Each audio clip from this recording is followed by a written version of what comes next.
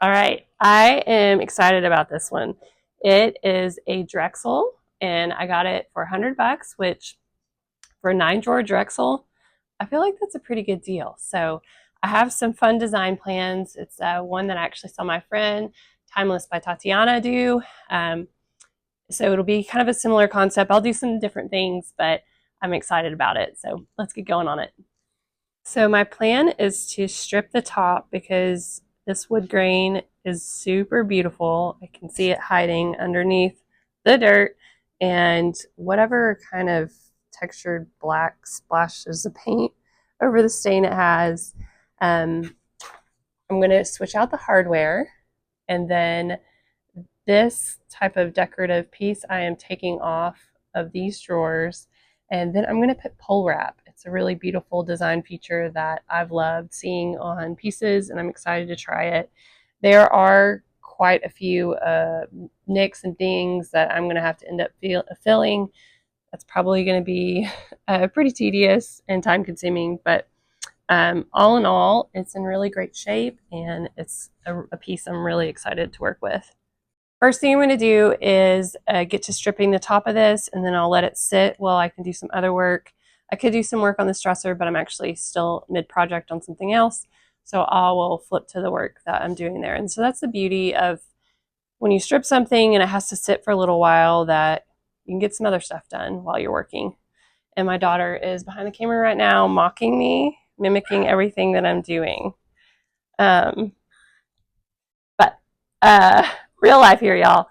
So I'm just going to put a good layer on here and let that sit for, I'll probably come and check on it in about 30 minutes, see how it's doing, see if I need to add any more. But I'm just doing the top and then to the trim. So this has been sitting an hour. It is quite hot here today. It's probably close to 100. I know that's what it's forecasted to be. I'm concerned, yeah, some of these dried out. Some of the spots dried out some. I was too distracted sanding. But the areas that are sticky, I'll reapply, but the rest I'm going to just work and get off. Oh, it's basically all sticky. Well, maybe not all. All right. Okay, this is good. It's not going to be as much extra work as I was afraid of.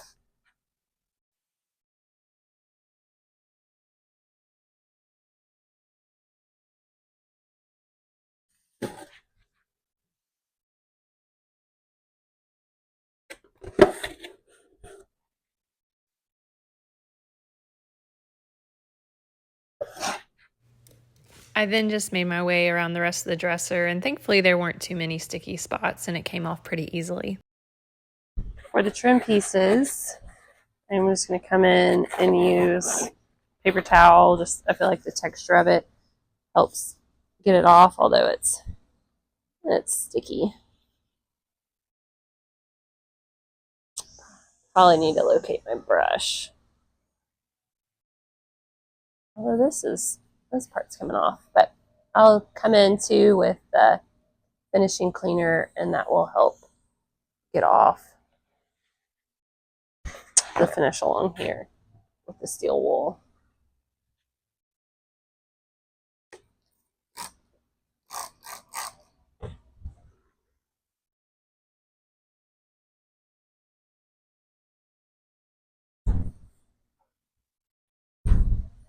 You can see it's coming off well with that, and then I just come in with a paper towel after that as well to wipe off the excess. I've found that this brush, and I'm dipping it in some water in a bucket and then just going to town on it. That is the most effective way to get this stuff off of the trim.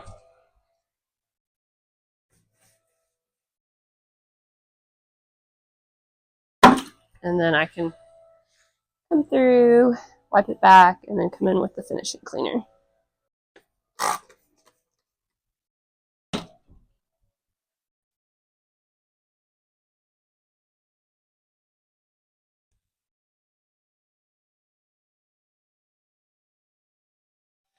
So here it is. It took me about 30 minutes to get all this off, and it would have gone faster if some of it hadn't dried out so much. But as a whole, it's basically all off. You know, there's some spots there.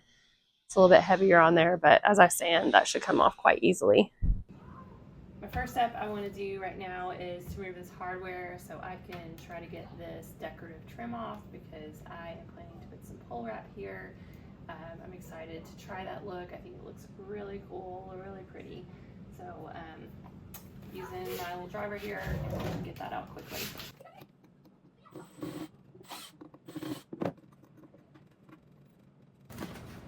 Now it's time to tackle taking off these trim pieces. I look in the inside of the drawer and there's just some brad nails that I think are attaching it, probably some wood glue too. So I've got a couple just things I'm going to try to use to wedge it out. I'm going to start with my smaller screwdriver just so I maybe make, actually not, a little bit less of a mark on it, but I'm going to go in here and I'm not too worried about how much I'm digging up the drawer front, because it's something I can fill with Bondo since I'm painting, and then I'm also filling this with the pole wrap, so it's not a big deal.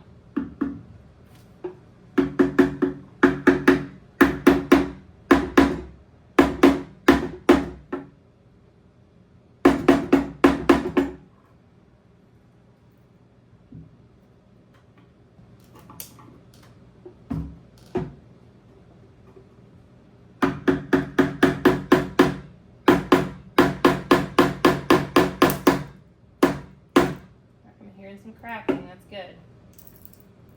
Oh, it's breaking off in pieces. I need it to stay in one piece.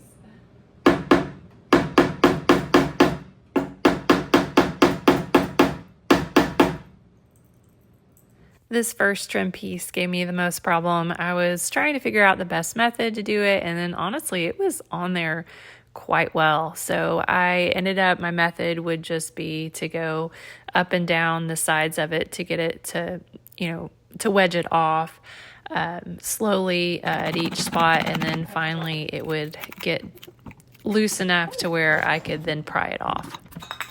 Yay! So I'll have to hammer that back. And still needing lots of sanding and filling, but I'm excited. Also, I am so thankful that I don't have to do this on 9 drawers, only on 3. So 1 down, 5 to go. For the nails that were still sticking through, I just took a hammer and hammered them back through the back, and then used needle nose pliers to remove them, because using the hammer was a little awkward and difficult to get the right angle. So here's a survey of the damage. It is pretty gnarly, but thankfully it's not anything I have to worry about covering up with Bondo. These are the pole wrap pieces that I'm going to use. So obviously it's not wide enough because I'm going to do them vertically. So I'm going to measure, because I want it to be like, I don't want to have it start as a full one here and then just like have half a one or something over there. So I'm going to measure to see how I can make it fit to be uniform, symmetrical. That's the word I was thinking of. And then of course cut it to size this way. But what's nice about that is I'll be able to use the bottom half of it on other drawers. What I ended up doing was first cutting each panel to half the width of the drawer front, so left to right, and then I cut it to size from top to bottom, and that piece I used as a template to measure for cutting the second piece. That gave me 2 equal pieces to make a symmetrical look on each drawer front. Before I glue these on the drawer fronts, there's kind of these fuzzies on the edge from the backing that the pole wrap has, and I just don't want that. I just don't know what that's gonna do with any paint, so I am going through with my scissors and trimming it all off. Before I put this stuff on here, I'm going to give it a good wipe down because there's so much dust and dirt and all this trim, and it needs to come off.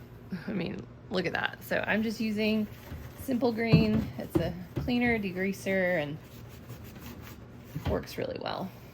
Ugh. I attached the panels using wood glue, which I didn't record myself doing that, and then a brad nail gun.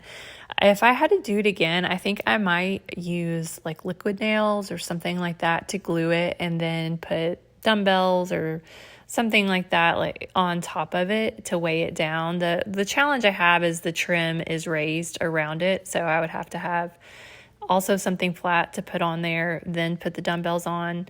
But, you know, in order to secure it and it be flat, I had to use more brad nails than I really wanted to, and then had to fill all those holes. So, you know, it'd be nice to have to be able to avoid that extra step of filling the holes and, you know, making sure it looks smooth with the paint on there. One thing I want to add to you about using the brad nails, if you do that method, is that you want to make sure that the depth of your drawer front and your panel is larger or longer than the nail that you're using, so it doesn't poke through the back.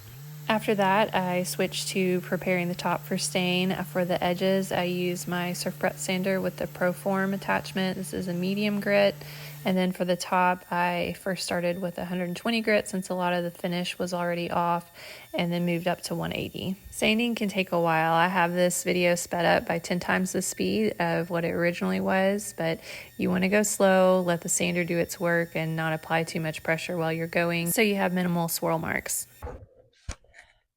Try to get rid of these spots of finish that are still left throughout the top. I'm going to use acetone and these little bristle scrapers. This is my softer one. I'll start with that first because it just, you know, scratches the surface left, or less. But if this doesn't work very well, I'll go in with this medium bristle. And this is just like a 3-pack kit. You have soft, medium, and then a firmer one that'll scratch more. So just easy. I'm gonna fill up this glass jar with acetone, put my glove on to protect my skin, and I can wipe it up with paper towels.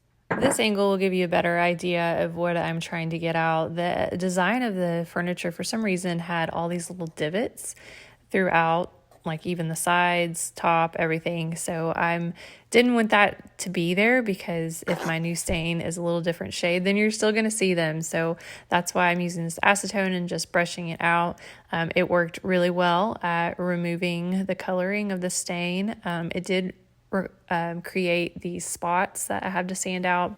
I first took a damp microfiber cloth to wipe down the surface to help minimize the spots. There was still plenty of it left, so I then first went in with 120 grit to sand, and then 180, and I finished it up with 220 because I just didn't feel like it was smooth enough at 180. One caution with going past 180 is that the grain can close up too much, so you just want to watch for that with your stain.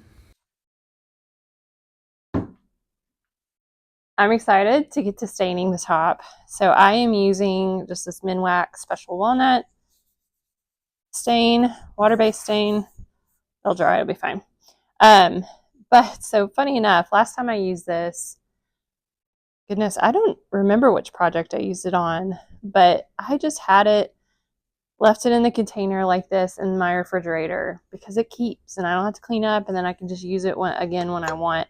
There might be a point that I'm like, enough's enough, it's time to switch it out.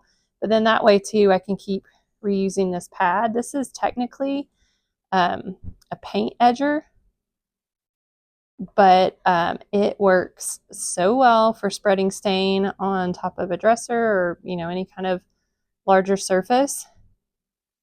I learned this trick from Jennifer, Saved by Design Tennessee. So she just shares a lot in her stories and even in her reels, and she just does such beautiful work. So this has been so nice.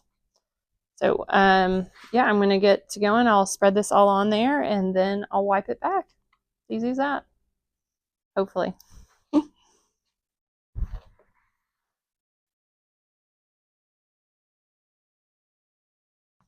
I mean, you could see this goes on here so well, and you can put it on there thick.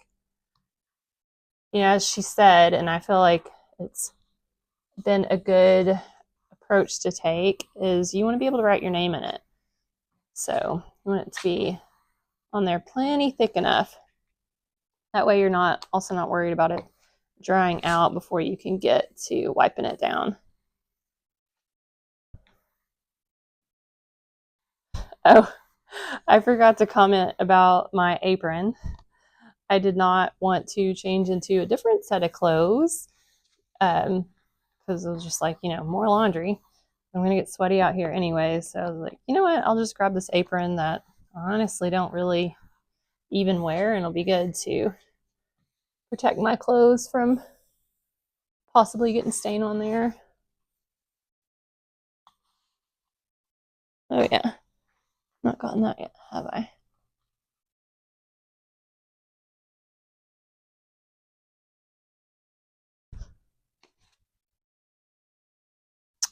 This is an immediate wiper backer, so I kind of just fold this up. That way I can do it in sections as I go.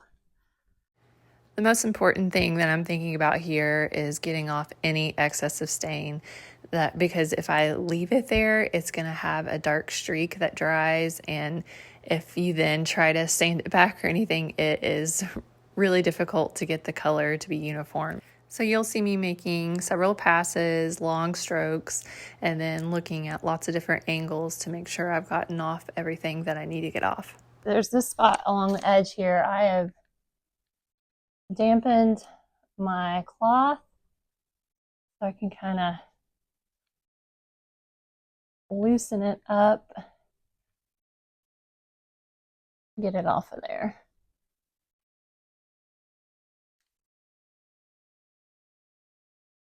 So, one more spots.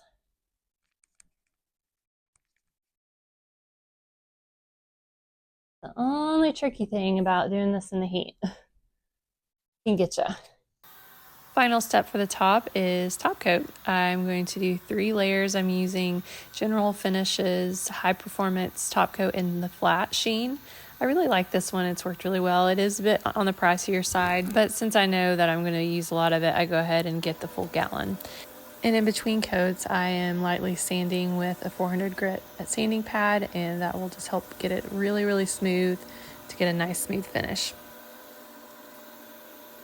Before I start working on the base of the dresser, I'm going to take care of drilling the hardware holes. So those are done in case I make any mistake. That's something that's much easier to fix before I've painted and filled holes and done all that jazz. I'm going with a single knob, so I have just one hole to drill, which makes it pretty simple. So most important step right now before prepping is to get everything cleaned off. I went first with my vacuum to get any dust off that I could, and then I'm going in with Simple Green Cleaner, which is a great cleaner and degreaser, and spraying it down and wiping it off. It was pretty dirty. It's several decades old, and then it's also sat in my garage for about a month while I've worked on some other projects, so it needed to get cleaned up pretty badly. Another cleaning step you don't want to miss is vacuuming out the inside of the dresser. So I like to take the drawers out and then get out any dust bunnies, wipe it down if you need to, because they are often pretty nasty. And then, of course, I have to protect this top that I've already finished, so I am just using some painter's tape and craft paper to roll out and protect it, and it's always done a good job. So I'm just going around making my first layer of tape around the edge, and then I'm going with another round of tape to then connect the two with the paper. Now it's time for scuff sanding. I'm starting out with sanding smooth these holes that I've filled from the brad nails. I'm using a 180 grit sanding pad, and I just like to go along with my vacuum to help mitigate dust flying everywhere, but it's not something you have to do. I will note that I forgot to sand the rest of the surface of these wooden slats, and it is going to come back to haunt me. I also went in with a second round of the glazing putty because it just wasn't quite smooth enough. To fill a little hardware, I am using this multi-purpose putty. It's basically Bondo. I ran out of Bondo, and this is what Lowe's had in stock. So it's a 2-part epoxy, and you have the main putty that you get from the bigger can, and then there's a smaller tube of the blue hardening agent, and you just mix those two together. And I work in batches because this hardens so quickly, and that way you don't waste as much product. Since the hardware holes are so deep, I will have to go in with 2 rounds. Then about 15 minutes later, it's hard enough to sand back, and I'm using 180 grit sandpaper here.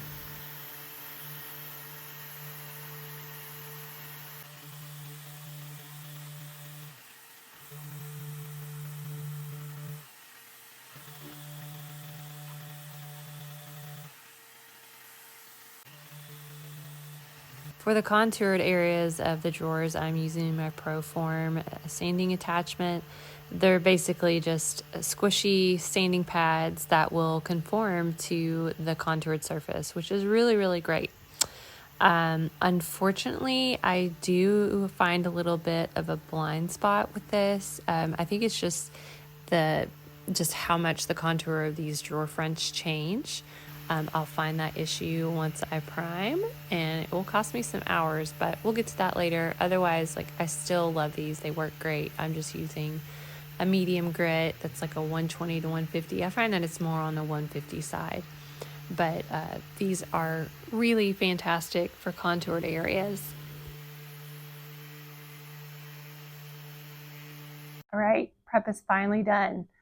It took longer than I anticipated, but it always seems to. So I just need to wipe it down, have my microfiber cloth, and then just an old undershirt of my husband's, and I'll get it all wiped down, get all the additional dust. I did vacuum it, but I'm going to get any extra dust off of it. I'm using Kiehl's Restoration Primer. It's a primer you've seen me use before. I've got it in my sprayer. I'm hoping it will spray a little bit more smoothly this time. I might need to just play with the settings, figure out what's best. But it is cooler. It's only like 85, which is cooler for us right now. So I'm hoping it'll spray and have a little bit longer time to dry and lay more smoothly for me. For applying the primer, I'm using the Wagner Flexio 5000. I don't know if you remember from a couple videos ago, this was actually gifted to me recently, and so I'm still learning it. It's really similar to the 3500, but there is a little bit of differences to it. But I have the flow basically all the way open, and then the air is at 5. And I found that this worked really well for the primer. I did water down the primer slightly, just because primers are so thick, but this time it sprayed really, really well, and I made sure that I got a plenty good coverage. I think last time the primer just dried way too fast for me, and it had major texture. However, this time it dried really smooth, which I was very happy with. It's the next morning, and it looks really good. It even dried really smooth. There is some bleed through, but like scratch tests, it's on there really well. I've tested some other areas. There are lots of little nicks I'm gonna try to fill, and I think I'm gonna go ahead. Hear my kids playing. I think I'm gonna go ahead and just do a test for bleed through. I am doing a dark color, so I'm not really worried about this coming through it, but for testing the primer, I think I'll probably go ahead and do a second coat just to see how well it covers it. So one thing I found while I was filling holes, you can see lots of places I had to fill, but I don't know what I was thinking. I did not scuff sand these slats, and it's just, some of it's sticking, but not in a lot of places. So I'm going to have to sand all that off those 3 drawers, and I will definitely be putting another coat of primer on. While sanding all that off, I unfortunately found other areas where the primer didn't stick well. You could see I am able to scratch some off where I was like, that's weird. This is sanding off way faster than it should. Basically, all the little corners, tight crevices of this trim. When I used the foam pad attachment, it didn't quite get down in there, and that was just my fault, my mistake. I'll know that better for next time. But it resulted in hours, I think probably like 4 at least, because I had to do all these 9 drawers. I had to make sure I got off all the primer that was just peeling off, and I was using my scraper, sander, using also the foam pad attachment.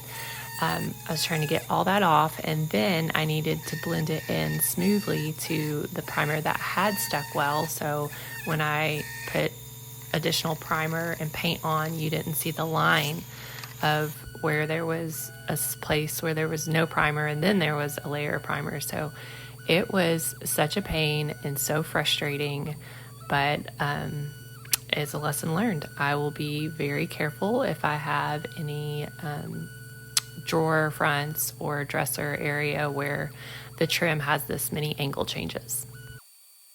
After getting it all cleaned up, it was finally ready for that second coat of primer, which thankfully adhered so well. I got my paint canister all cleaned out from the primer and have my filter in here.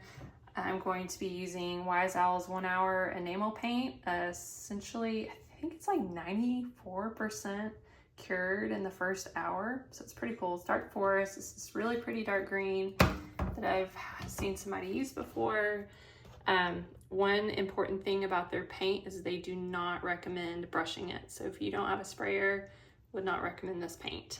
But I've heard really great things about it. I have used it once prior, and I put a top coat on it last time, but this time I'm planning to not, since it's so resistant without a top coat. I did dilute it a little bit. It has directions on the can that helps you with the proper dilution ratios, but it sprayed on really well. As you can see, I sprayed this first coat with the drawers in, but then I decided for the second coat to take them out just so I could get all those edges of the drawer with my sprayer, and I used a piece of cardboard to help protect from overspray on the inside of the drawers. It still did have a little bit just because it happens, and you can either use acetone to wipe that out or sand it out, because then I go in with Howard's Feed and Wax to condition the drawers, and that will cover up where I've sanded. In total, I ended up doing 3 coats of paint, but that of course included filling in new spots I saw, doing all the light sanding to smooth it out in between, and then cleaning off that sanding dust before applying another coat. One annoying thing I did have to come in and do was use a foam brush to go in between these slats on the wood panels. My sprayer, for whatever reason, didn't quite get in there, and I could see white from the primer, and so I had to come in and do that, and then wipe off any excess kind of rounded spots that it created when I did that, and then I had to do an additional coat of spraying on top of it. After that, it was time for the final touches. I took care of the overspray. I ended up just sanding out all the spots, and then I'm using Howard's Feed and Wax inside the drawer. The brush I'm using is from Wise Owl. It is an investment, but I snagged it when they were having a 25% off sale, and it has saved me so much time and works so well. It's something I really love. Not sponsored in any way, just saying it. I felt like it was worth the investment. And as you can see there, I have my little helper Gracie. She always is wanting me to play with her or be by my side when I'm inside working on furniture. After getting the hardware in, she was finally finished. So let's take a look back at where we started. It was in good shape overall, had this beautiful wood grain on the top that was hidden under dirt and some weird finish that they did. The top drawers had some dated trim on them, as well as hardware that could be updated. But after several hours of work and some updates, here she is. I really love how this all came together. I love the texture that the wood panels bring to the drawer fronts. The single brass knobs I think are a really pretty but subtle contrast to the green, and then that gorgeous wood grain on top. That might just be my favorite. What about you? Do you like these design choices? Would you have done anything differently if you had this dresser? I'd love to know your thoughts in the comments. Thank you so much for watching this makeover. I hope you come back next time where I will be flipping the matching nightstands to this dresser and doing a different design with them. And then I'm also going to be building a new base for the first time. So hope you come and tune in for that one. Thank you so much for following along on the journey of making over this dresser. If you have not already subscribed, I'd love for you to subscribe and follow along for my future flips.